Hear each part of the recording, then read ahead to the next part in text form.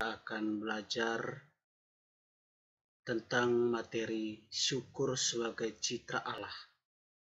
Saya harap di dalam mengikuti pelajaran ini, mohon untuk membawa ataupun melihat buku paketnya, sehingga apa yang saya jelaskan dapat kalian mengerti, dan mohon untuk dicatat.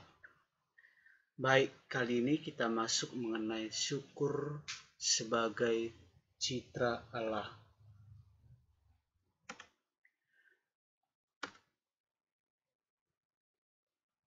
Dalam materi kita ini, tujuan pembelajaran kita adalah yang pertama, tujuannya tentu supaya peserta didik dapat mengungkapkan rasa syukur kepada Tuhan atas segala berkat yang telah diterima melalui berbagai macam cara. Yang kedua, peserta didik mampu membangun sikap rendah hati terhadap kemampuan dan keterbatasan yang dimiliki sebagai sesama citra Allah. Nah, jadi dua tujuan ini yang menjadi pembelajaran penting kita di dalam materi kita kali ini. Baik, tentu kita akan masuk mengenai tentang pengertian kata syukur itu. Maka, menurut Kamus Besar Bahasa Indonesia, kata dari syukur itu bisa kita maknai tentang tiga. Yang pertama, kata syukur itu adalah rasa terima kasih kepada Allah. Bersyukur itu berterima kasih. Mensyukuri berterima kasih karena sesuatu hal. Ya, jadi berbeda tentunya. Syukur, bersyukur, dan mensyukuri. Ya. Baik, itu adalah menurut pengertian kata syukur menurut Kamus Besar Bahasa Indonesia. Maka saya akan masuk mengenai, saya akan mengutip sebuah kalimat dari Benjamin Franklin. Itu pernah berkata bahwa rasa cukup membuat orang miskin menjadi kaya, tetapi rasa tidak cukup membuat orang kaya menjadi miskin. Nah, kutipan dari Benjamin Franklin ini itu saya rasa masih relevan bagi kita, bahwa kenapa kita harus bersyukur itu juga pertanyaan yang penting, bahwa kita harus bersyukur itu adalah hal yang paling penting di dalam hidup kita, ya, paling penting di dalam kehidupan kita. Banyak orang kenapa orang melakukan korupsi ataupun melakukan sesuatu hal, padahal dari segi kekayaan sudah mapan. Kenapa hal ini terjadi? Tentu karena mereka tidak memiliki rasa bersyukur, ya, tidak memiliki rasa syukur. Maka saya rasa rasa bersyukur ini sangat penting, ya. Maka saya akan menjelaskan kata ataupun kalimat dari Franklin ini, bahwa tadi rasa cukup itu ditentukan dari bagaimana cara kita memandang yang kita miliki itu. Jadi maksudnya adalah tergantung bagaimana kita memiliki. Bersyukur itu tidak harus selalu yang kaya bersyukur, yang miskin tidak, ya. Jadi bersyukur itu bukan tergantung apa yang kita miliki. Kalau kamu memiliki HP yang bagus, bersyukur misalnya. Kalau tidak memiliki HP, tidak bersyukur. Bukan itu, ya. Punya atau tidak punya sesuatu itu adalah hal yang wajar, tetapi bagaimana kita mensyukuri segala hidup rahmat yang diberikan oleh Tuhan. Yang selanjutnya, saat kita hanya mengukur segalanya dari materi, kita tidak akan pernah merasa cukup. Ya. Jadi kalau kita mengukur segala sesuatu itu, bersyukur dengan segala sesuatu itu dengan uang, maka tentu hidup kita akan penuh dengan tekanan. Ya. Karena apapun yang kita ukur kebahagiaan seorang itu dengan materi. Yang selanjutnya, kata syukur atau bersyukur bagi sebagian orang menjadi suatu yang mudah dikatakan, tapi sulit untuk dilaksanakan. Ini sudah jelas yang dimaksudkan, bahwa banyak orang kalau hanya berkata-kata itu sangat mudah, tetapi memang sulit untuk dilaksanakan dengan syukur itu. Ya, boleh kita lihat contohnya bahwa di mana akhir-akhir ini bahwa bangsa Indonesia itu mengalami sebuah musibah tentang COVID-19. Banyak orang yang sudah mengeluh, ya sudah mengeluh terhadap keadaan. Banyak orang juga sudah mengeluh karena dia sudah tidak mendapatkan sebuah pekerjaan lagi, ya, mengeluh. Nah, kata mengeluh ini artinya mereka mengukur segala sesuatu itu dengan sebuah materi. Maka melalui pelajaran ini, bahwa kita bisa belajar bagaimana dengan keadaan kita, ya, bagaimana dengan keadaan kita yang sulit sekalipun kita bisa bersyukur. Nah, kita bisa bersyukur dengan keadaan kita sekarang yang bangsa kita terkena musibah COVID-19. Kita bersyukur bisa berkumpul lagi bersama keluarga. Bagaimana sebelumnya mungkin tidak bisa berkumpul bersama dengan keluarga. Jadi kita bisa menemukan nilai-nilai positif dari sebuah masalah. Selanjutnya, manusia mampu bersyukur karena sebagai citranya Allah membekali manusia dengan akal budi dan hati nurani serta roh. Jadi Allah itu, ya, membekali manusia dengan akal, budi, hati nurani, serta roh. Baik, selanjutnya, maka menurut Paus Fransiskus bahwa ada 4 sikap bersyukur. Ya, menurut Paus Fransiskus bahwa ada 4 macam sikap bersyukur.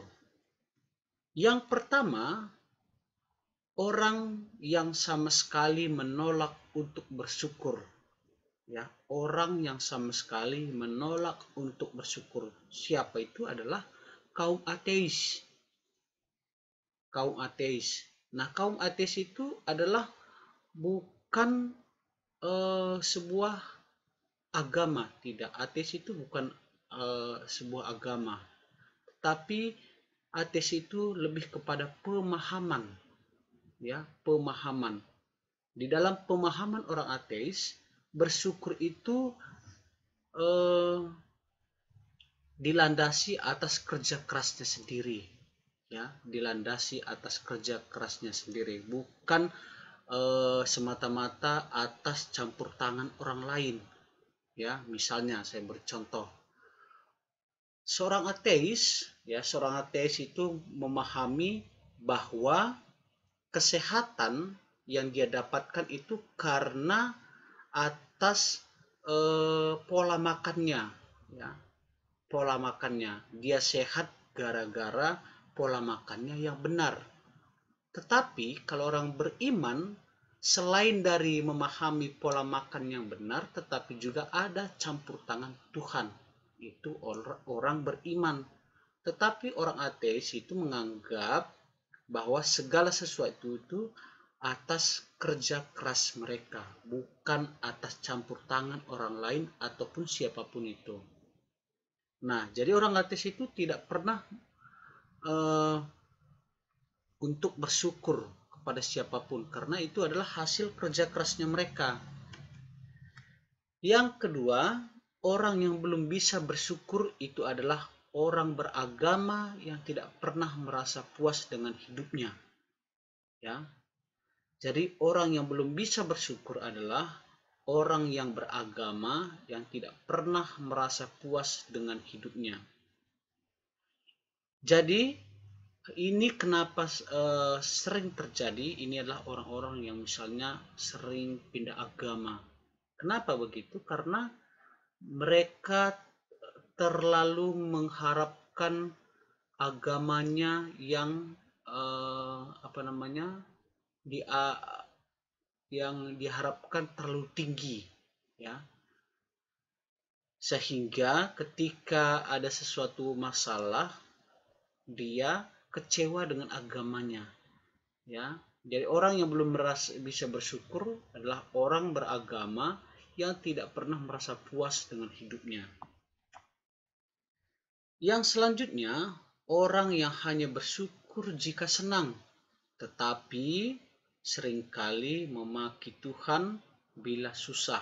Nah, ini juga mungkin ada di antara kita tipe yang ketiga ini, bahwa orang itu bersyukur jika senang, ya. Tetapi ketika mengalami kesusahan, ya, ada masalah, dia malah menjauh kepada Tuhan. Yang keempat, orang yang penuh rasa syukur atas segala apa yang terjadi dalam hidupnya. Jadi orang yang bersyukur itu baik ketika susah ataupun ketika dalam kesenangan, dia selalu bersyukur.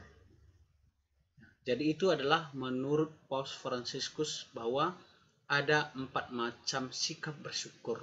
Pertanyaannya, kamu tipe yang mana?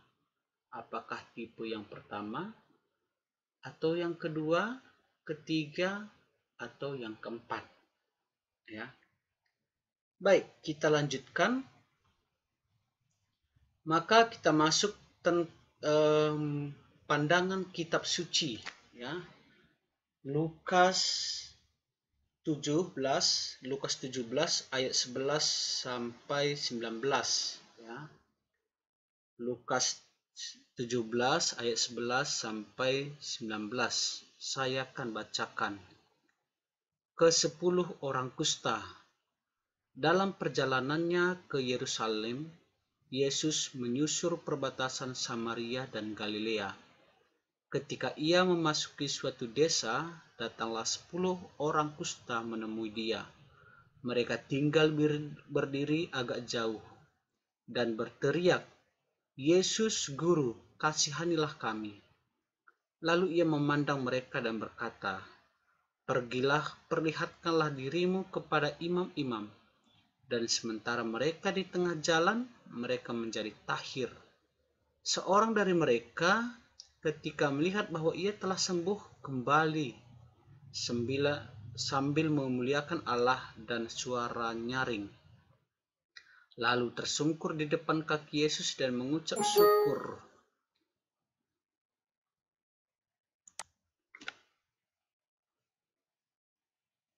Orang itu lalu berkata, "Bukankah ke-10 orang tadi semuanya telah menjadi tahir? Di manakah yang 9 orang itu? Tidak adakah di antara mereka kembali untuk memuliakan Allah selain daripada orang asing ini?" Lalu ia berkata kepada orang itu, Berdirilah dan pergilah, imanmu telah menyelamatkan engkau." Baik, itu adalah bacaan dari kitab suci yang kita bisa pelajari tentang bagaimana rasa bersyukur, ya, tentang bagaimana kita rasa bersyukur. Baik, jadi apa yang mari kita terlebih dahulu memahami ayat per ayat dari bacaan kitab suci ini. Yang pertama, ayat 11 sampai 13, bagaimana si orang kusta ini sadar diri. Ya, di mana tadi dijelaskan bahwa ketika Yesus akan lewat dari kampung mereka, mereka dengan semangat antusias untuk tetap menunggu kehadiran dari Yesus. Karena apa? Karena mereka sadar diri bahwa mereka sudah mendengar bahwa Yesus ini bisa menyembuhkan orang, yang bisa menyembuhkan atau bisa membuat sebuah mukjizat yang selama ini tidak pernah mereka dapatkan. Ya, orang kusta ini di dalam perjanjian lama, mereka ini adalah orang yang dikucilkan dari masyarakat, disingkirkan dari masyarakat. Maka dengan kehadiran Yesus ini, mereka memiliki sebuah harapan dengan mereka bisa sembuh. Jadi mereka sadar diri, mereka tahu diri, ya, bahwa mereka ini sedang mengalami sebuah kesusahan. Selanjutnya di ayat 14, Tuhan peduli. Nah, ketika Yesus lewat di perkampungan mereka, maka mereka tadi kita sudah dengar mereka berteriak untuk memanggil Yesus. Yesus Guru, kasihanilah kami. Ya. Yesus Guru, kasihanilah kami. Maka ketika Yesus mendengar teriakan itu, Tuhan peduli. Bentuk peduli Tuhan itu bahwa ketika Yesus menyuruh ke 10 orang kusta tadi memperlihatkan diri mereka kepada para imam. Ya. Selanjutnya ayat 15 sampai 19 itu respon atas anugerah Tuhan. Ternyata sebelum sampai kepada para imam, ya, di tengah perjalanan ternyata mereka sudah sembuh. Ya, ternyata mereka sudah sembuh dari penyakit kustanya. Nah, ternyata hanya ada satu orang yang merespon atas anugerah Tuhan itu, yang kembali kepada Tuhan, yaitu adalah orang Samaria, ya, orang Samaria yang kembali mengucap syukur kepada Tuhan, memberikan ucapan terima kasih kepada Tuhan atas anugerah yang Dia berikan. Jadi, apa yang kita bisa pelajari dari ayat kitab suci yang barusan kita dengar, bahwa kita mungkin juga sama seperti ke-10 ataupun ke-9 orang kusta tadi. Ya, ketika kita mengalami sebuah kesusahan, kita sering berdoa, memelas diri, ya.